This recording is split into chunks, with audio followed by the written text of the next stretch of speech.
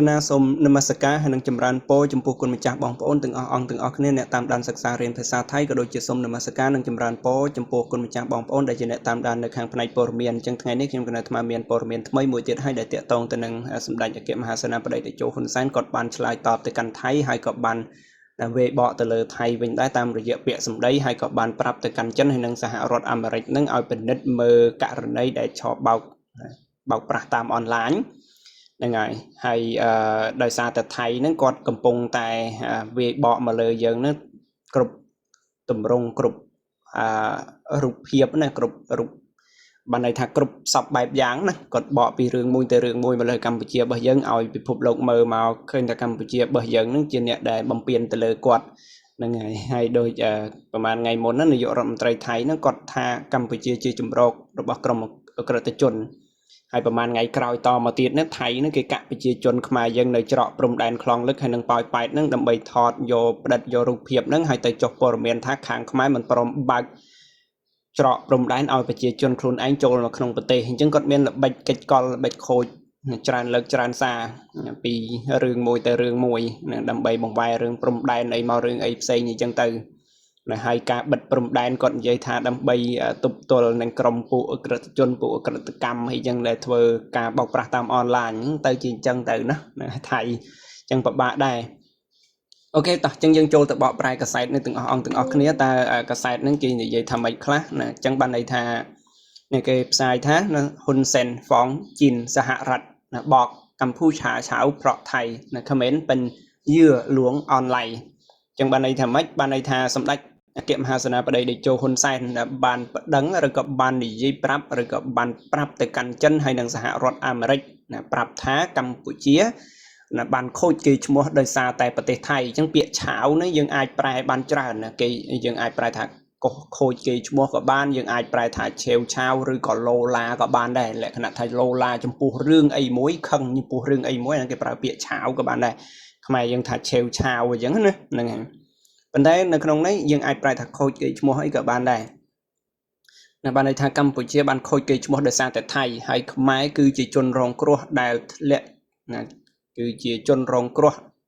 នៅក្នុងការបោកប្រាស់តាមរយៈអនឡាញអូខេចឹងយើងបន្តមកទៀតមកនៅសម្ដេចហ៊ុនសែนฟ้องจีนសហរដ្ឋណាបកកម្ពុជាឆៅណាเพราะไทยนะคอมเมนต์เป็นเหยื่อหลอกลวงออนไลน์เพราะไทยมีสนามบินนะเชื่อมต่อเที่ยวบินตรงจากโลก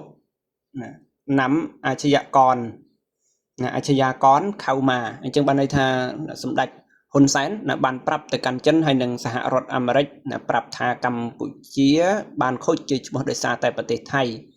ហើយខ្មែរគឺជាជនរងគ្រោះនៅក្នុងការបោកប្រាស់តាមរយៈអនឡាញព្រោះតែថៃនេះមាននៅពលានយន្តហោះដែលផ្សារជាប់ពីពលានយន្តហោះទេសចរដោយផ្ទាល់ពីពិភពលោកដោយផ្ទាល់ពីពិភពលោកអញ្ចឹងបានន័យថាគាត់មានពលានយន្តហោះនឹងធំពលានយន្តហោះបែបអន្តរជាតិហ្នឹងគឺធំជាងខ្មែរយើងទៀតដែលភ្ញៀវទេសចរភាគច្រើនគឺ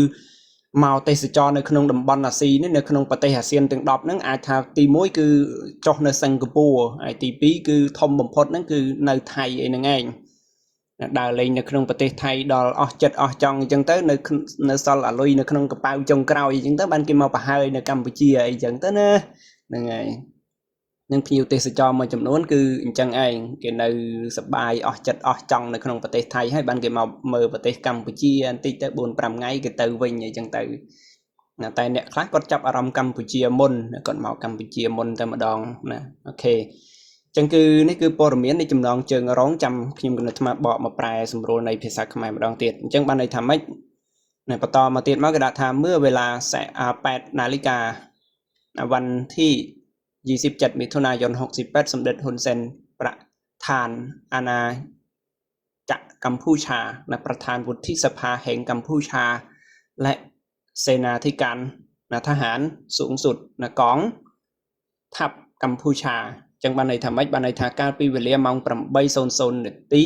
នៅថ្ងៃទី 27 ណាថ្ងៃទី 27 ខែមិថុនាឆ្នាំ 2025 សម្ដេចហ៊ុនសែនប្រធាននៃព្រះរាជាណាចក្រកម្ពុជាឬក៏កន្លែងនេះអាចថាប្រធានគណៈបកក៏បានដែរជាប្រមុខក៏បានដែរជាប្រមុខនៃព្រះរាជាណាចក្រកម្ពុជាហើយនឹងជាប្រធានព្រឹទ្ធសភានៃព្រះរាជាណាចក្រកម្ពុជា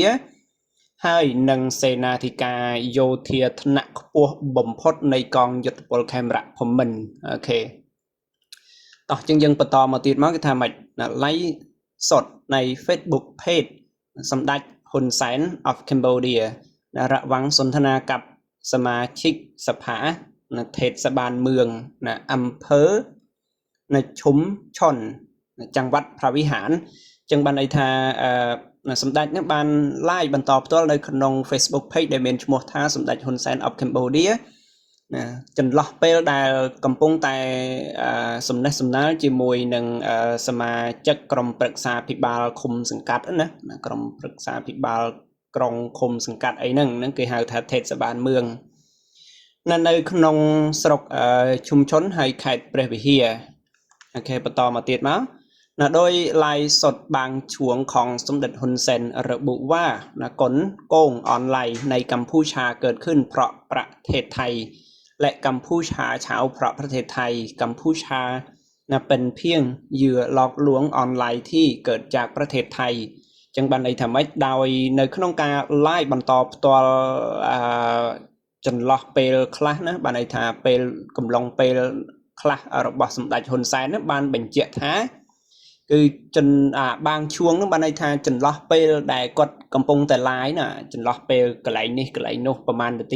ទីណារបស់សម្ដេចហ៊ុនសែននឹងបានបញ្ជាក់ថាកិច្ចកលបោកប្រាស់ឬក៏ល្បិចកលបោកប្រាស់នៅតាមអនឡាញនៅក្នុងតាមអនឡាញនៅក្នុងប្រទេសកម្ពុជាហ្នឹងគឺកើតឡើងដោយសារប្រទេសថៃណាហើយកម្ពុជាក៏បានខូចគេឈ្មោះដោយសារតែប្រទេសថៃផងដែរនៅកម្ពុជាគ្រាន់តែជាជនរងគ្រោះនៅក្នុងការបោកប្រាស់តាមអនឡាញដែលកើតចេញមកពីប្រទេសថៃប៉ុណ្ណោះអញ្ចឹงបន្តមកទៀតមកគេថាម៉េចเพราะประเทศไทยมีสนามบินนานาชาติที่ใหญ่ที่สุดเชื่อมต่อเที่ยวบินตรงจากโลกซึ่งนำอาชญากรมาหลอกลวงออนไลน์ดังนั้นขอให้จีนอเมริกาและนานาชาติตรวจสอบประเด็นนี้จึงบันไดถามว่าบันไดทาโดยซาแต่ประเทศไทยนั้นมีในประเด็นยนต์ฮออันตรายจิตได้ท่อมบ่มพดได้ตอบจบពីបលៀនយន្តហោះទេសចរដោយផ្ទាល់ចេញពីទូទាំងពិភពលោកណាจากโลกណាបានន័យថាចេញពីបលៀនយន្តហោះពិភពលោកណាបានន័យថាពិភពលោកនានាណាដែលអាចនឹងនាំមកនៅក្រុមអ ក្រិតជនឲ្យចូលមកបោកប្រាស់តាមអនឡាញដូច្នេះហើយសូមឲ្យចិនហើយនឹងអាមេរិកណាឬក៏អន្តរជាតិឬក៏ប្រទេសផ្សេងហ្នឹងជួយពិនិត្យមើលចំពោះបញ្ហានេះណាអញ្ចឹងគឺគាត់សម្ដេចគាត់បានមានប្រសាសន៍អញ្ចឹងគាត់ឲ្យអន្តរជាតិនានាហ្នឹងហើយនឹងចិនហើយនឹងសហរដ្ឋអាមេរិកហ្នឹងជួយពិនិត្យមើលចំពោះបញ្ហានេះអូខេអញ្ចឹងគឺកាសែតហ្នឹងគឺមានតែប៉ុណ្្នឹងឯងគុណចាស់បងប្អូនហើយថៃគេយកមកផ្សាយសម្ដេចប៉ុន្តែខ្ញុំគណថ្មយកមកបកប្រែប្រកេននឹងជូនគុណម្ចាស់ដែលជាអ្នករៀនសូត្រហើយក៏បានជាព័ត៌មានសម្រាប់គុណម្ចាស់ផ្សេងដែរអញ្ចឹងយើងឃើញថាថៃហ្នឹងគាត់ខូចគាត់បកអាក្រាតខ្មែរយើងផ្សេងជាច្រើនរូបបែបច្រើនទម្រង់អូខេអញ្ចឹងមុននឹងបញ្ចប់វីដេអូខ្ញុំគណថ្មសូមបកប្រែជាភាសាខ្មែរសុទ្ធប្រកេននឹងជូនសារថ្មីចឹងបានន័យថាសម្ដេចហ៊ុនសែនបានប្រាប់ទៅកាន់ប្រទេសចិនហើយនិងសហរដ្ឋអាមេរិកថាកម្ពុជាបានខូចកេរ្តិ៍ឈ្មោះដោយសារតែប្រទេសថៃហើយខ្មែរគឺជាជនរងគ្រោះដែលស្ថិតនៅក្នុងការបោកប្រាស់តាមអនឡាញខ្មែរគឺជាជនរងគ្រោះនៅក្នុងការបោកប្រាស់តាមអនឡាញអញ្ចឹងណាសម្ដេចហ៊ុនសែនបានប្រាប់ទៅកាន់ចិនហើយនិងសហរដ្ឋអាមេរិកប្រាប់ថាប្រទេសកម្ពុជាបានខូចកេរ្តិ៍ឈ្មោះដោយសារថៃហើយខ្មែរជាជនរងគ្រោះដោយការបោកប្រាស់តាមអនឡាញព្រោះថៃនឹងមានបលិនយន្តហោះអន្តរជាតិណាមានបលិនយន្តហោះដែលផ្សារជាប់ពីបលិនយន្តហោះទេសចរដោយផ្ទាល់ចេញពីពិភពលោកទូទាំងពិភពលោកហ្នឹងអាចនាំមកនៅអ ក្រិតជនចូលមកផងដែរហើយបន្តមកទៀតណានៅវេលាម៉ោង 8:00 នាទីនៅថ្ងៃទី 27 ខែមិថុនាឆ្នាំ 2025 សម្ដេចហ៊ុនសែនជាប្រមុខនៃប្រជាណាចក្រកម្ពុជានៃអាណាចក្រ នៃអាណាចក្រកម្ពុជាអញ្ចឹងក៏បានដែរហើយនឹងជាប្រធានព្រឹទ្ធសភានៃប្រជាជាតិកម្ពុជាហើយនឹងជាលេខានឹងជាសេនាធិការយោធាថ្នាក់ខ្ពស់បំផុតនៃកងយោធពលខេមរៈភូមិន្ទហើយបន្តមកទៀតមកបាន live បន្តផ្ទាល់នៅក្នុង Facebook page ដែលមានឈ្មោះថានៅសម្ដេចហ៊ុនសែន of Cambodia ចន្លោះពេលដែលកំពុងតែសន្ទនាឬក៏សំណេះសំណាលជាមួយនឹងក្រុមប្រឹក្សាឃុំសង្កាត់នៅក្នុងស្រុកឈុំឈុនហើយនឹងខេត្តព្រះវិហារនៅដោយនៅក្នុងការ live បន្តផ្ទាល់មានចន្លោះពេលខ្លះរបស់សម្ដេចហ៊ុនសែនបានបញ្ជាក់ថាកិច្ចកលនៃការបោកប្រាស់តាមអនឡាញនៅក្នុងប្រទេសកម្ពុជាហ្នឹងគឺបានកើតឡើងដោយសារប្រទេសថៃហើយប្រទេសកម្ពុជាហ្នឹងបានខូចកេរ្តិ៍ឈ្មោះដោយសារតែប្រទេសថៃហើយកម្ពុជាគ្រាន់តែជាជនរងគ្រោះនៅក្នុងការបោកប្រាស់អនឡាញដែលកើតចេញពីប្រទេសថៃតែប៉ុណ្ណោះព្រោះប្រទេសថៃនឹងមាននៅពលានយន្តហោះអន្តរជាតិដែលធំបំផុតដែលផ្សារភ្ជាប់ពីពលានយន្តហោះអន្តរជាតិដោយផ្ទាល់ពីគ្រប់ពីទូទាំងពិភពលោកដែលអាចនឹងនាំមកនៅ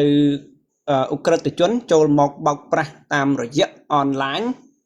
ដូច្នេះហើយសូមឲ្យចិនហើយនិងអាមេរិកហើយនឹងអន្តរជាតិផ្សេងឬក៏ប្រទេសផ្សេងជួយពិនិត្យមើលចំពោះបញ្ហានេះអញ្ចឹងគឺសម្ដេចគាត់បានមានប្រសាសន៍អញ្ចឹងណាអញ្ចឹងគឺកសែតនេះគឺមានតែប៉ុណ្្នឹងឯងគុណម្ចាស់បងប្អូនអញ្ចឹងជាចុងក្រោយខ្ញុំគណៈអាត្មាសូមអរគុណនិងអរគុណច្រើនសម្រាប់ការតាមដានទស្សនាក៏ដូចជាការសិក្សារៀនសូត្ររហូតដល់ចប់អញ្ចឹងបើសិនជាគុណម្ចាស់បងប្អូនពេញចិត្តកុំភ្លេចជួយចុច like ចុច share នៅវីដេអូនេះម្នាក់មួយផងហើយគុណម្ចាស់បងប្អូនដែលចូលមកក្រោយៗកុំភ្លេចជួយចុច subscribe channel YouTube របស់ខ្ញុំគណៈអាត្មាម្នាក់មួយផងអញ្ចឹងជាចុងក្រោយខ្ញុំគណៈអាត្មាសូមនមស្ការលានិងចម្រើនពរលា